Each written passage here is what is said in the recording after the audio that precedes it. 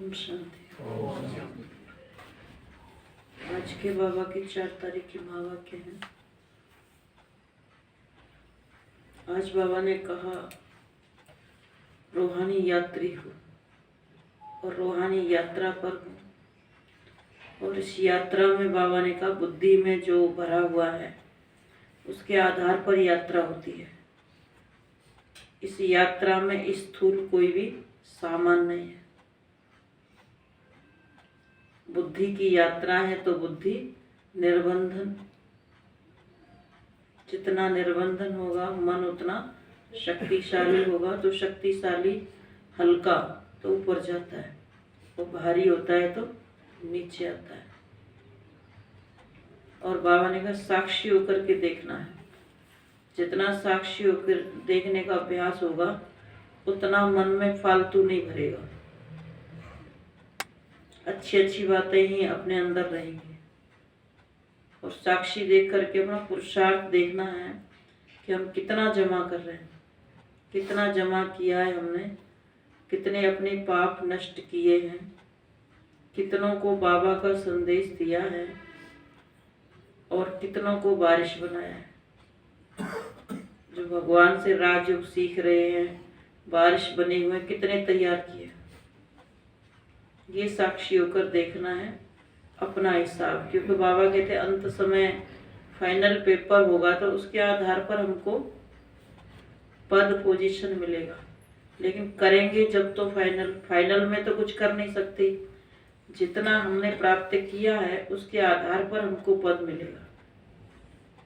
तो हमें सब कुछ जमा करना है। फिर कहें कोई कि हमें एक दिन की छूट मिल जाए, अभी बाबा रोज हमें छूट दे रहा है कि अब कर लो, रोज समझा रहा है, उस समय छूट नहीं दी जाएगी। उस समय तो फाइनल होगा। जितना जिसने जो किया उतने में बस वही उसका जमा है, वही फाइनल है। तो आज बाबा ने कहा मीठे बच्चे तुम रूहानी यात्रा पर हो, तुम्हें देह का भान और पुरानी दुनिया को भूल वापिस घर चलना है। देह का भान भी भूलना है और पुरानी दुनिया को भी भूलना है, वापिस घर चलना है। एक बाप की याद में रहना है।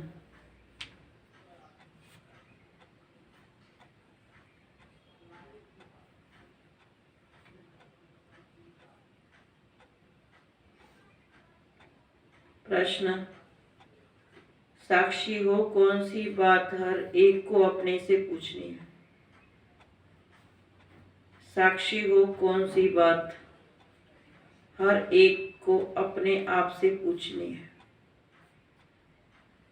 साक्षी माना बिल्कुल न्यारा, सच तो सच, झूठ तो झूठ, क्या किया है क्या पाया है ये सब अपने आप से पूछना है।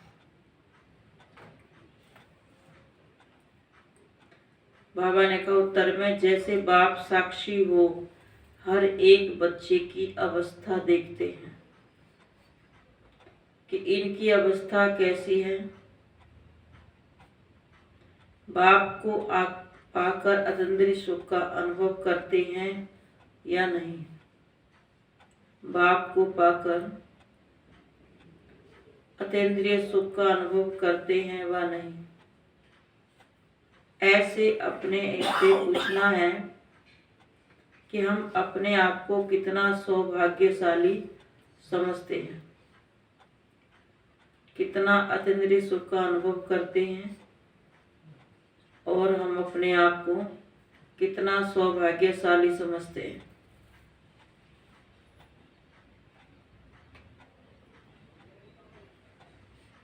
कितनी खुशी रहती है।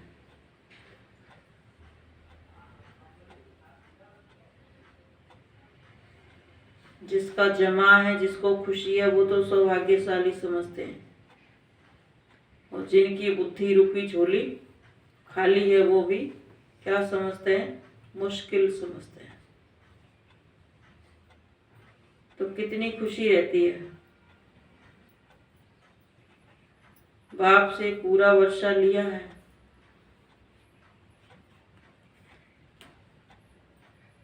खुशी कब होगी? बाबा ने कहा बाप से पूरा वर्षा लिया है, कितने बारिश बनाए हैं।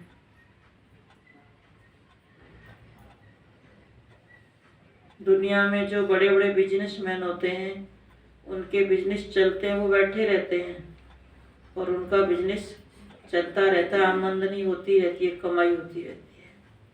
तो अगर बाबा ने कहा आपने बारिश बनाए हैं, ऐसी ऐसी आत्माओं को अगर तैयार किया जो माइक, जिसके द्वारा अनेक आत्माओं की सेवा हो रही है, निमित्त आप बने हो, तो बाबा ने कहा आपको बहुत दुआएं मिलेंगी।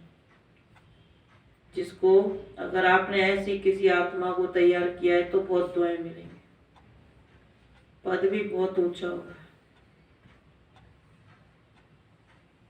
एक बच्चा होता है, उसको बचपन से लेकर के, अगर माँ बाप बुजुर्ग भी होंगे तो भी उसका ध्यान रखते हैं, उसको परवरिश कहते हैं।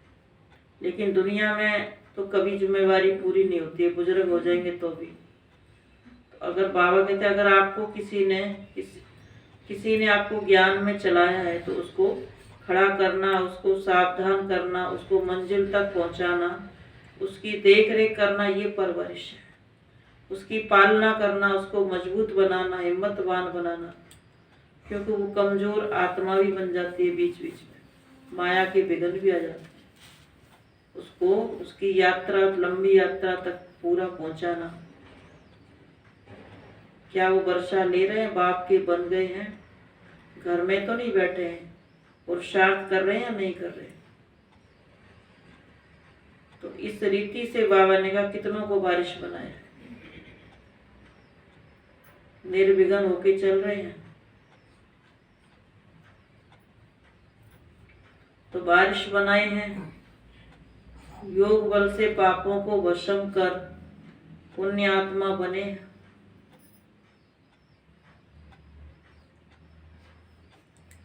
गीत रात के राई थक मत जाना, सुबह की मंजिल दूर नहीं। ओम शांति।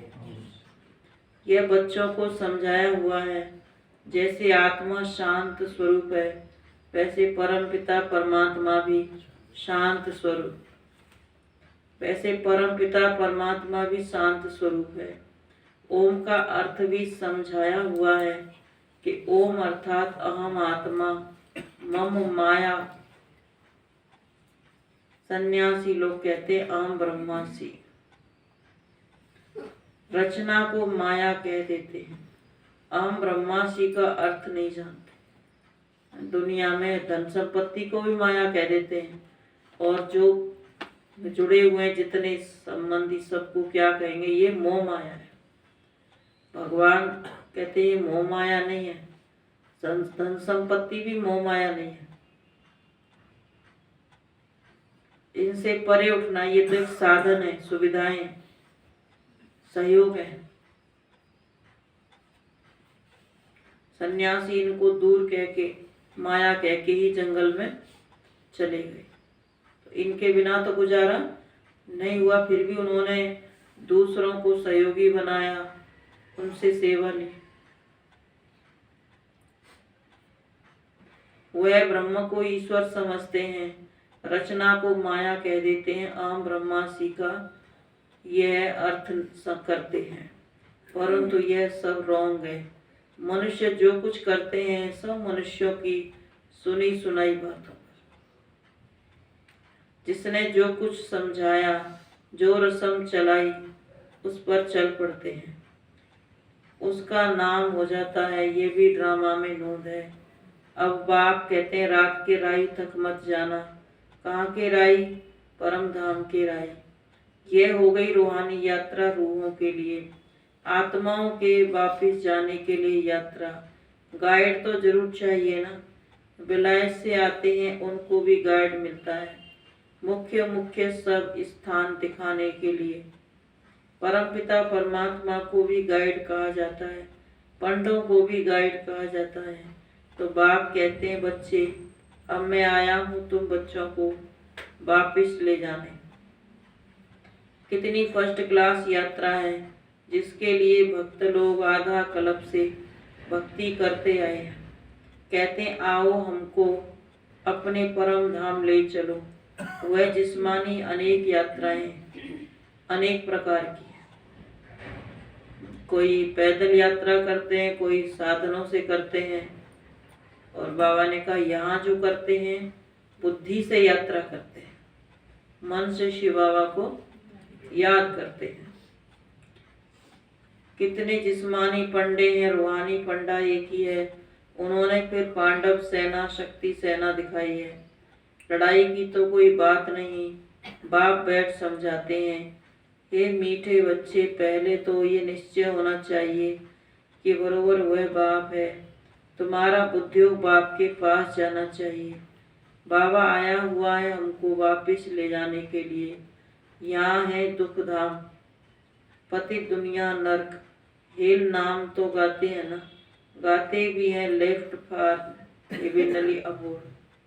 इतना भगवान के पास चला गया या भगवान को प्यारा हो गया। जरूर कोई नई चीज है, मनुष्य जानते नहीं है, सिर्फ कह देते हैं। रस्म रिवाज चली आई है, सो कहते हैं फलाना ज्योति ज्योत में समाया, अर्थात आत्मा परमात्मा बन गए। कैसी कैसी बातें मनुष्यों ने बैठ करके बनाई है। भगवान में और अपने में कोई अंतर ही नहीं रखा, जबकि भगवान के कर्म क्या है, मनुष्य के कर्म विकर्म है, तो भी अपने को भगवान कह दिया। यह नहीं जानते कि ड्रामा, बाबा ने कहा यह नहीं जानते ड्रामा है। आत्मा इमॉर्टल अविनाशी है। उस अविनाशी आत्मा में 84 जन्मों का पार्ट भरा हुआ है। परमात्मा में भी पार्ट भरा हुआ है। इसको कहा जाता है ड्रामा की कुदरत। परमात्मा से ही तुम पार्टधारियों का,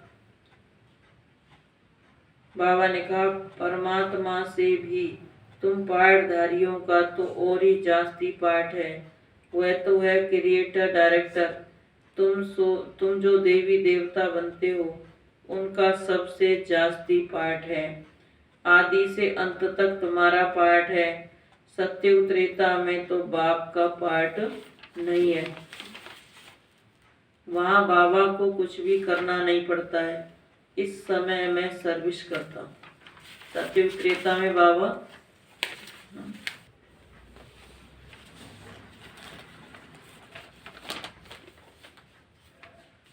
तो बाबा ने कहा, बच्चे कहते हैं बाबा ने कहा सत्युग में वहाँ सब कुछ, वहाँ बाबा को कुछ भी करना नहीं पड़ता है। सत्युग त्रेता में इस समय मैं सर्विस बहुत करता हूँ। तुम बच्चों को भी और भक्तों को भी राजी करना पड़ता है। भक्त भी भगवान को पुकारते हैं और बिजनेसमैन भी पुकारते हैं, उनके पास भी जाना पड़ता है, भक्तों के पास भी जाना पड़ता है। और बच्चे हैं वो भी भगवान को याद करते हैं।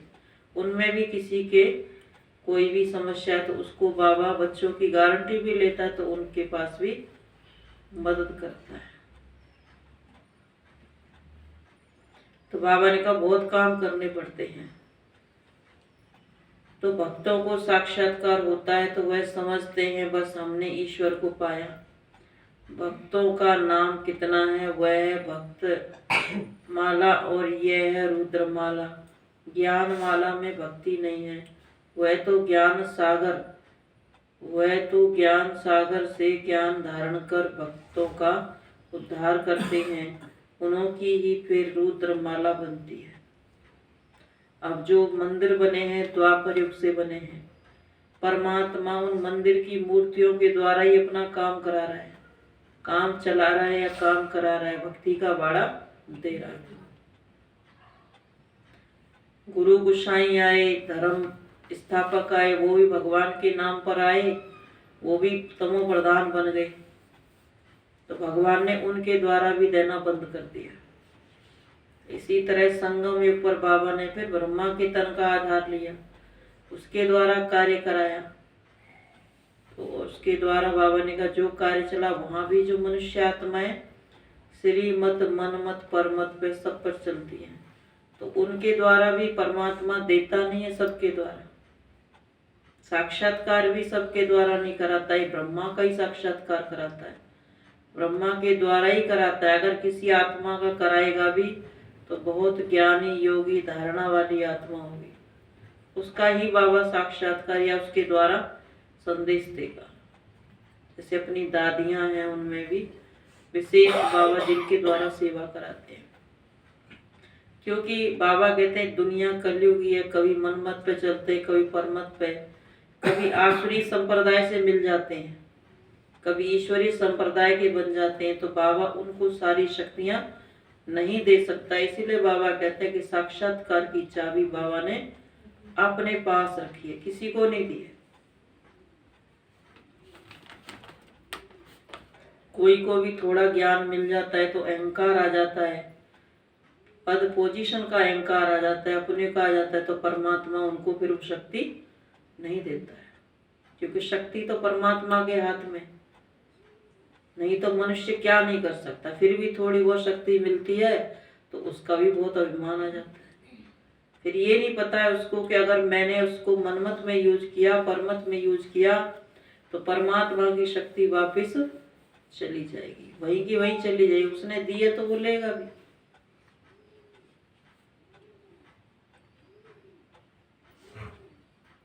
तो बाबा ने कहा ज्ञान माला में भक्ति नहीं है, वह तो ज्ञान के सागर से ज्ञान धारण कर भक्तों का उद्धार करते हैं, उन्हों की फिरे रुद्र माला बनती है।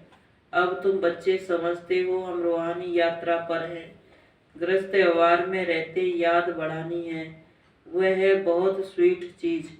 बाप रास्ता भी है, बच्चों को क्रिएट करते हैं, ब्रह्मा मुख वंशावली बनाया है, सब कहते हम शिव बाबा के बच्चे हैं, फिर डायरेक्शन मुख्य देते हैं कि मन मना भव, मैं आया हुआ हूँ तुमको पढ़ाने। वो 5000 वर्ष पहले मैंने ये राजयोग सिखाया था, मैं निराकार आत्माओं से बात करता हूँ, तुम अपने आर्गन्स का आधार लेते हो, मैं इनके आर्गन्स का आधार लेता हूँ। अब तुमको वापिस जाना है, इसलिए पुरानी दुनिया को भूलना है, इसको ही संन्यास कहा जाता है। पहले तो निश्चय करना है कि मैं आत्मा हूँ, देह नहीं। इस देह का भान भूल जाना है, पुरानी दुनिया को छोड़ना है। अब मैं वापिस ले चलने आया हूँ, तो मेरी श्रीमत पर चलो। अब बाबा कई बच्चों के द्वारा बहुत सेवा कराते हैं, बड़े बड़े कार्य भी बाबा कराते हैं, किनके द्वारा जो परमात्मा पर बलिहार है, जो कभी अपना मान शान महिमा नहीं चाहते, खुद भी परमात्मा को अर्पण करते हैं, स्वीकार नहीं करते, तो शिव बाबा उनको और ऊंचा उठा देते हैं। तो बाबा ने कहा पुरानी दुनिया को छोड़ना है, अब मैं वापिस लेने आया हूँ, तो मेरी श्रीमत पर चलो। देह सहित देह के सभी संबंध आदि को भूल जाओ, एक बाप को याद करना है। मेहनत बगैर कोई बादशाही थोड़ी मिलेगी, विश्व का मालिक बनना है। जो नॉलेज मेरे में है वह अब तुम्हारे में आ गई है। तुमको संक्षेप में और डिटेल में समझाया जाता है। बीज से इतना सारा झाड़ निकलता है, फिर झाड़ की डिटेल में जाएंगे तो बहुत विस्तार है। बाप कहते हैं अब इस पुराने झाड़ को भूलो। पुराना झाड़ माना पुरानी कलयुगी दुनिया, इसमें क्या क्या हो रहा है, कितने सब कुछ संबंध आदि है, इन सबको भूलो। अब सिर्फ मुझे याद करो। सतयुग में जाना है, परम धाम घर जाना है। बाबा ने कहा सिर्फ मुझे याद करो। भगवानुवाच मैं तुमको राजयोग और रचना की नॉलेज देता हूँ। ये रचना कैसे रचता हूँ, कैसे वृद्धि को पाती है, यह है ड्रामा को समझना। सो तो मनुष्य ही जानेंगे, भगवान पढ़ाएंगे भी मनुष्यों को। मुख्य गीता गीता का नाम है, गीता में ही भगवान वाच है, ऐसे नहीं व्यास भगवान वाच। कहते हैं श्री कृष्ण भगवान ने गीता सुनाई, व्यास ने लिखी, वह तो पीछे लिखी गई है, इस समय लिखे वह तो विनाश हो जाएगी। तुम यह सभी करके 2-4 हजार बनाएंगे, वह गीता करके 2-4 हजार बनाएंगे, वह गीता है तो लाखों। बाबा ने कहा तुम इस ज्ञान की 2-4 हजार बनाएंगे, वह तो दुनिया में तो लाखों की अंदाज में है। फिर भी ये पुराने शास्त्र निकलते हैं जिससे फिर कॉपी करते हैं, तो उस गीता में अक्षर वही अक्षर है, वही निकलेगा। ड्रामा में वही नूंद है, जो गीता में लिखा है झूठा या सच्चा, बाबा ने कहा कल्प कल्प वही निकलेगा। यही ड्रामा में नूंद है, जिस समय शास्त्र लिखे उसी समय लिखेंगे जरूर। लक्ष्मी नारायण भी वही बन रहे हैं, वही उनके महल आदि बनेंगे। इस समय बाबा इस कल्प वृक्ष का और ड्रामा का ज्ञान दिया है। कहते हैं बाबा ने कल्प वृक्ष का ड्रामा का ज्ञान दिया है। कहते हैं तुम अब मिले हो, कल्प कल्प मिलते रहेंगे। भगवान वाच भी लिखा हुआ है, मैं तुमको राजयोग सिखलाता हूँ। भगवान नई सृष्टि रचते हैं, जरूर उनको राजा बनाएंगे, द्वापर का तो नहीं बनाएंगे ना। कहते हैं कल्प कल्प मैं संगम पर ही आता हूँ, गाइड तो अंत तक साथ होगा। वह गुरु लोग तो मर जाते हैं, फिर उन्हों की गद्दी चलती है। बाबा ने कहा गुरु भी छोड़कर चले जाते, उन्हों की गद्दी चलती है। बाप कहते हैं मुझे तो तुम सबको वापिस ले जाना है, मैं अपने समय पर। यह बातें और कोई समझा नहीं सकते। मन मना भव का अक्षर गीता में भी है, आदि और अंत में है। यही बातें हैं कि मुझे याद करो, मैं तुमको विश्व का मालिक इन लक्ष्मी नारायण जैसा बनाऊंगा, राजाओं का राजा बनाऊंगा। उसी सूर्यवंशी चंद्रवंशी घराने में तुम पुनर्जन्म लेंगे। अभी तुम कलयुग में हो, कलयुग से तुमको सतयुग में ले जा रहा हूँ। मैं कल्प कल्प आकर स्थापना करता हूँ, इस समय ही आऊँगा। यह भी ड्रामा में नूद है। बाबा ने कहा हम भी ड्रामा के वश हैं, साक्षी हो हर एक की अवस्था को देखते हैं, इनकी अवस्था कैसी है। बेहद के बाप को पाकर अतीन्द्रिय सुख को पाते हैं कि नहीं। हर एक अपनी दिल से पूछे, हम अपने को कितना सौभाग्यशाली समझते हैं। बाप के बच्चे बने हैं तो बाप से पूरा वर्षा लिया है। ऐसे भी नहीं कि बाबा सबको लक्ष्मी नारायण बनाएंगे। यह पढ़ाई है, जितना जो पुरुषार्थ करे। स्कूल में पढ़ा जाता है तो एम ऑब्जेक्ट रहती है ना। तुम जानते हो हमें 5000 वर्ष पहले मुआफिक वो बाप आकर राजयोग सिखला रहे हैं। भगवान वाच मैं तुमको पतित मनुष्य से पावन देवता बनाता हूँ। गॉड फादर पढ़ाते हैं तो जरूर गॉड गॉडेज बनाएंगे ना। जैसे बैरिस्टर बनाते हैं, भक्ति मार्ग में भगवती भगवान कहते हैं, परंतु हैं देवी देवताएं। आदि सनातन देवी देवता धर्म कहा जाता है। तुम जानते हो कैसे बाबा आकर हमको पढ़ाते हैं। मुख्य एम ऑब्जेक्ट बुद्धि में शिव बाबा कैसे टीचर बन करके हमको पढ़ाते हैं और लक्ष्य देते हैं। दुनिया में भी पढ़ते हैं, लेकिन बाबा ने कहा कोई लक्ष्य नहीं होता है। स्टूडेंट का तो फिर भी होता है, लेकिन भक्ति में तो कोई लक्ष्य नहीं होता है। मुख्य एम ऑब्जेक्ट भी बुद्धि में है। चक्र तो बुद्धि में फिरना ही है, फिराना ही है। गृहस्थ व्यवहार में रहते पवित्र रहना है। पवित्र नहीं बनेंगे तो पवित्र दुनिया के मालिक कैसे बनेंगे? बाबा ने कहा वर्षे के अधिकारी कौन बनेंगे? बारिश कौन बनेंगे? जो पवित्र बनेंगे।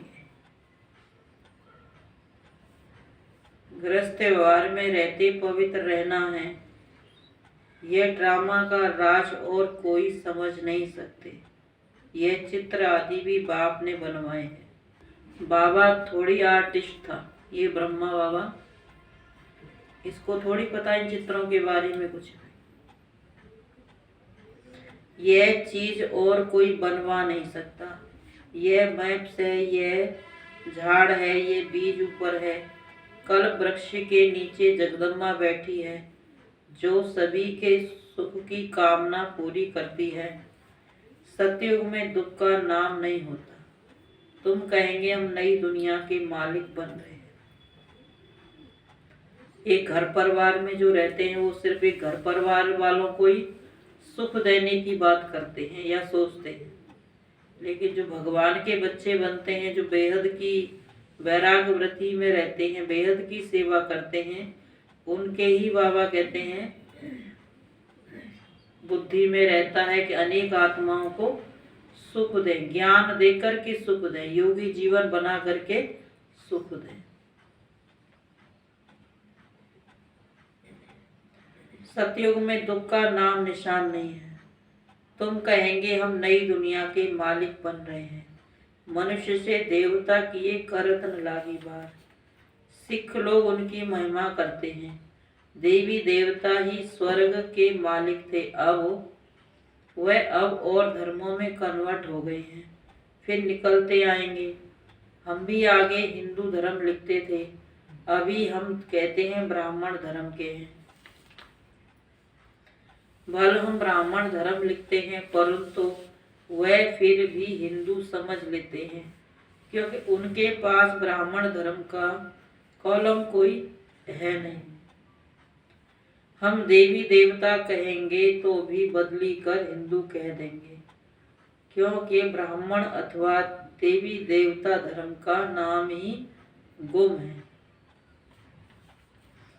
अभी तुम बच्चे जानते हो, हम सो देवी देवता बनने के लिए पुरुषार्थ कर रहे हैं। वहाँ यथा राजा रानी तथा प्रजा सभी की इन लक्ष्मी नारायण जैसी ड्रेस रहती है। पीताम्बर, यह सतयुगी सूर्यवंशी की ड्रेस है, पीताम्बरधारी। त्रेता में राम राज्य में फिर दूसरी ड्रेस है। रस्म रिवाज अलग होती है। श्री कृष्ण को हमेशा पीताम्बरधारी कहते हैं।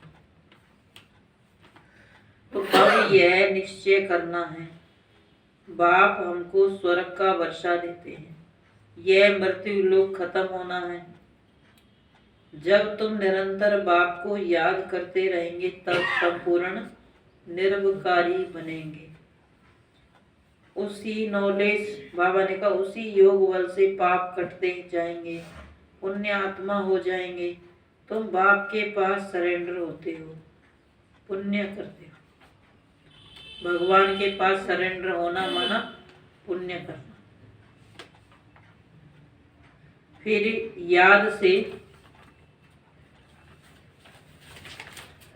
याद से आत्मा पवित्र बन जाती है।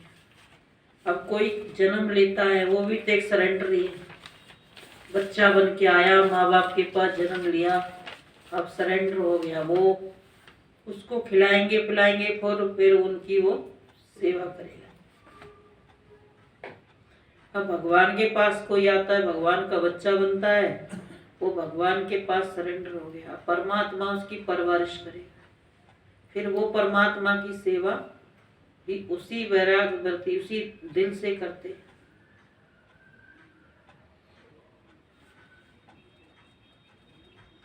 तो आत्मा पवित्र बनती जाती है, कोई को भी समझाना बहुत सहज है। भगवान वाच कब सुना है, स्वर्ग की स्थापना करने वाला वही फादर है। बाप और वर्षे को याद करना है। महाराजा बनना चाहते हो तो बताओ तुमने कितनी प्रजा बनाई। महाराजा बनना चाहते हो तो बताओ तुमने कितनी प्रजा बनाई है। बाबा ने कहा ना, जिम्मेवारी लेंगे ना, यहाँ अगर जिम्मेवारी लेंगे तो सतयुग में ताजधारी बनेंगे। अगर यहाँ जिम्मेवारी नहीं लेंगे तो सतयुग में ताजधारी कैसे बनेंगे। यहाँ जिम्मेवारी का ताज तो वहाँ विश्व महाराजन का ताज। फिर राज्य किस पर करेंगे, अगर प्रजा नहीं बनाई तो राजा कैसे बनेंगे। राजा की तो प्रजा होती है। फिर बाबा ने कहा अगर आपने प्रजा नहीं बनाई तो फिर आपको प्रजा में आना पड़ेगा। तो कैसे बनेंगे राजा। राजा बनना है तो प्रजा बनानी, तो क्या करना है, जिम्मेवारी लेनी। तो किसकी लेंगे। जैसे कई हैं अपने गांव में पाठशाला खोलते, कई और दूसरी जगह पाठशाला की जिम्मेवारी लेते हैं, सेवा करते हैं। कोई न कोई कहीं न कहीं की जिम्मेवारी लेके उनको निर्विघ्न बनाना, उनको योग युक्त बनाना, बाबा से जोड़ना और बहुतों को संदेश देना। अब सब में तो बारिश क्वालिटी के नहीं होते, सभी तरह के होते हैं। फिर भी बाबा कहते हैं कि जिसको बनाओ उसको मजबूत बनाओ। जितना आप दूसरों को शक्तिशाली बनाएंगे उतना ही आप ऊंचे विश्व महाराजन बनेंगे। कि एक विश्व महाराजन होता है, उसकी प्रजा भी तो उसी के अनुसार ऊंची होती है।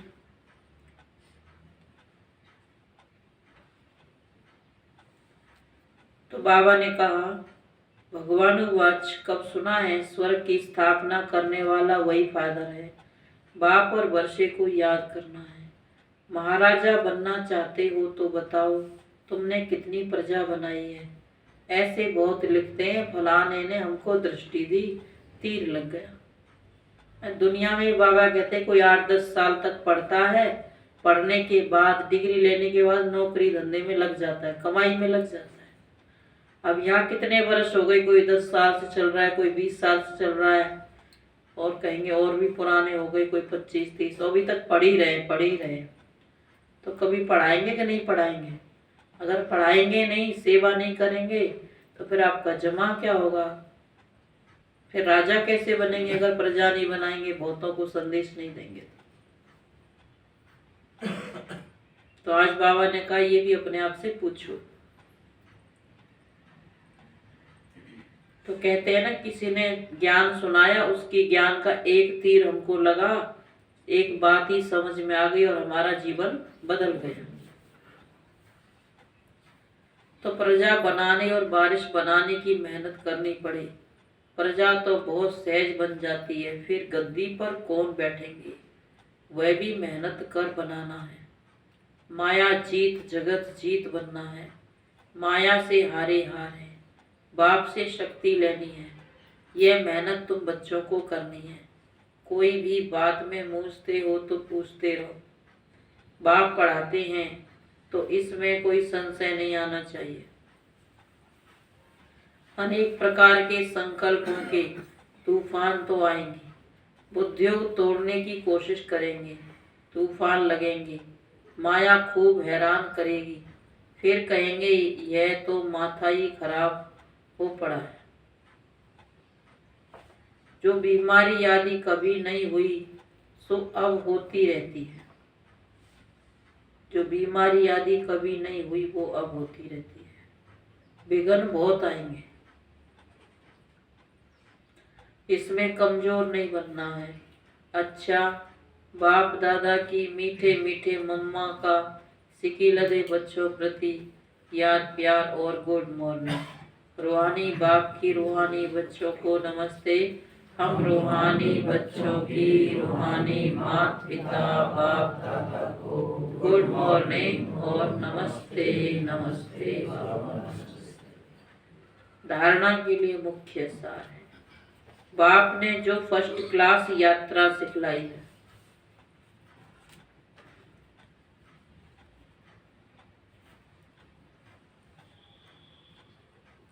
उस रूहानी यात्रा पर रहना है।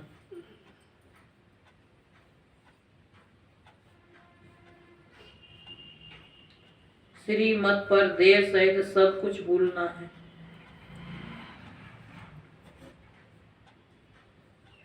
श्रीमत पर देह सहित सब कुछ भूलना है। दूसरी पॉइंट है,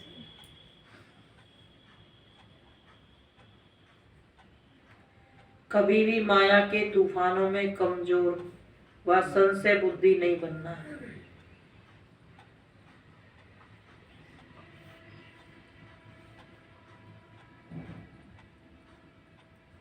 किसी भी बात में मूझना नहीं है।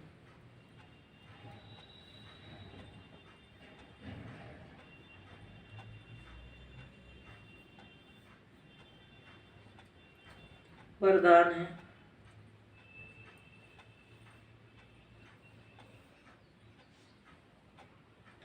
सदा भरपूरता की अनुभूति द्वारा टेढ़े रास्ते को सीधा बनाने वाले।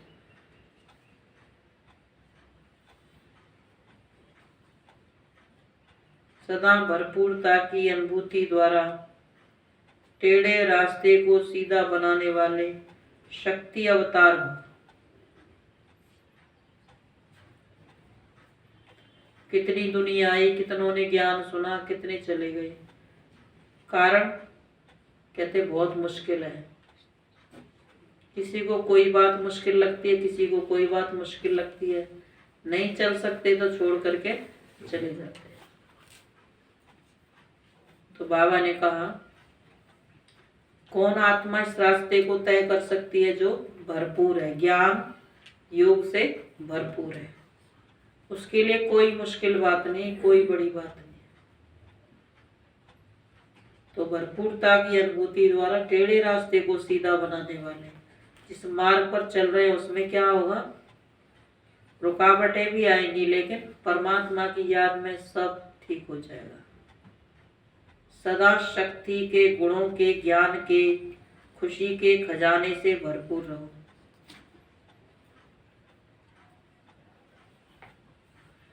सदा शक्ति के, गुणों के, ज्ञान के, खुशी के खजाने से भरपूर रहो।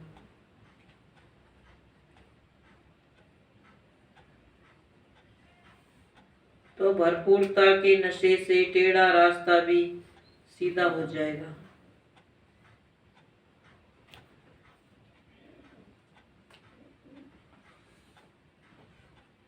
अगर खाली होंगे तो खड्डा बन जाएगा, और खड्डे में गिरने से मोच आएगी। मन बुद्धि खाली है ना, तो घड़ी घड़ी चोट खाते हैं। किसी ने कुछ कह दिया फिर परेशान, फिर कुछ कह दिया फिर परेशान, सारे दिन मूझे हुए रहते हैं, क्योंकि अंदर से खाली है।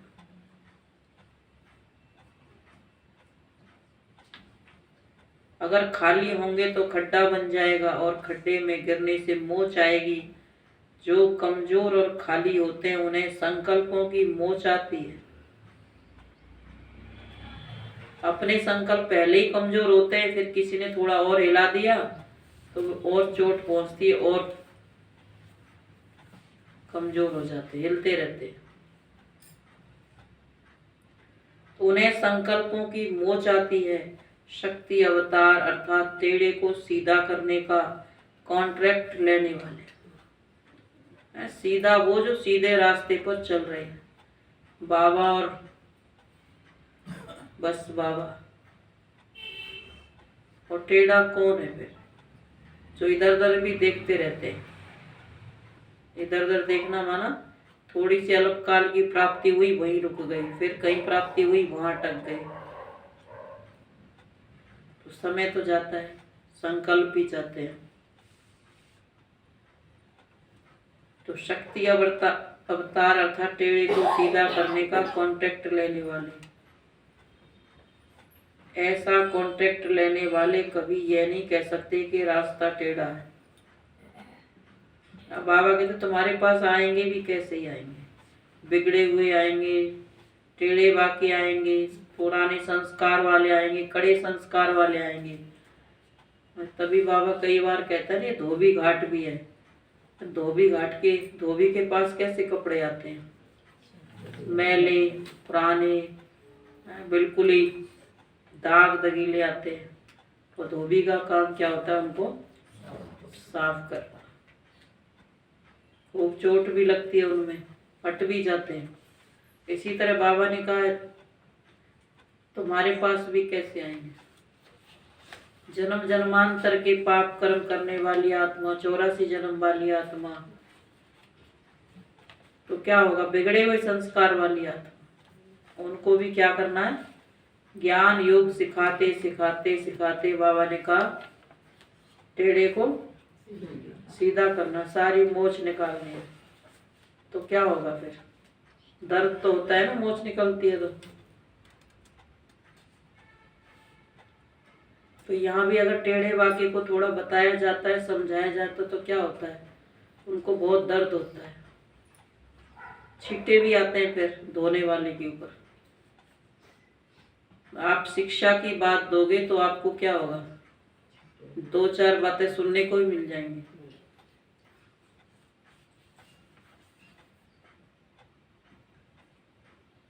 ऐसा कॉन्ट्रैक्ट है, बाबा ने कहा तुमने कैसा कॉन्ट्रैक्ट है तुम्हारे पास? तो टेढ़े को सीधा करने का कॉन्ट्रैक्ट लेने वाले, ऐसा कॉन्ट्रैक्ट लेने वाले कभी ये नहीं कह सकते कि रास्ता टेढ़ा है। अगर कोई गिरते हैं तो अटेंशन की कमी है। कई बार बाबा कह देते हैं ना कि ऐसा हो तुम किसी को ज्ञान सुनाने जाओ, किसी को समझाने जाओ निकालने के लिए, और खुद ही उसके रंग में रंग जाओ, वो खुद ही तुम डूब जाओ। तो ऐसे तैराक तो होने चाहिए कम से कम, जो किसी को निकाल रहे हो, ज्ञान सुना रहे तो वो निकल रहा है या हम उसके प्रभाव में खुद आ रहे हैं। अपनी भी संभाल करनी है। तो अटेंशन की कमी है। अगर कोई गिरते हैं तो अटेंशन की कमी है या बुद्धि भरपूर नहीं है। भरपूर के आगे कोई कुछ भी रख दो, उसको कुछ नहीं चाहिए, उसकी कोई इच्छा नहीं है, आंख भी नहीं जाएगी उसमें। अगर खाली होगा तो चाहिए ही चाहिए, स्थूल सूक्ष्म सब तरह से चाहिए, क्योंकि अंदर से खाली है।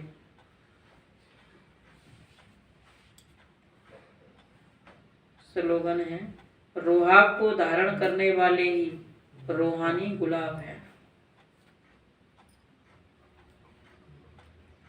रोहाब को धारण करने वाले ही रूहानी गुलाब है।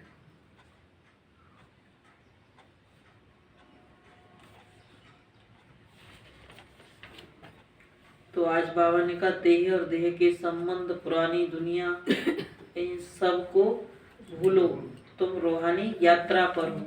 जैसे यात्रा पर कुछ ले जाया नहीं जाता है, जो बहुत जरूरी सामान होता है वही यात्रा पर ले जा जाता है। यहाँ पे क्या ले जा सकते हैं इस रूहानी यात्रा में? जो ज्ञान योग बुद्धि में भरा हुआ है, उसके आधार पर ये यात्रा है। स्थूल इस यात्रा में कुछ भी चलेगा नहीं, ना अब चलता है। ज्यादा स्थूल में लटके हुए रहती है बुद्धि तो बाबा से योग भी नहीं लगता है। भारी रहते मन बुद्धि तो भी योग नहीं लगता है, बोझ लगता है। ओम शांति।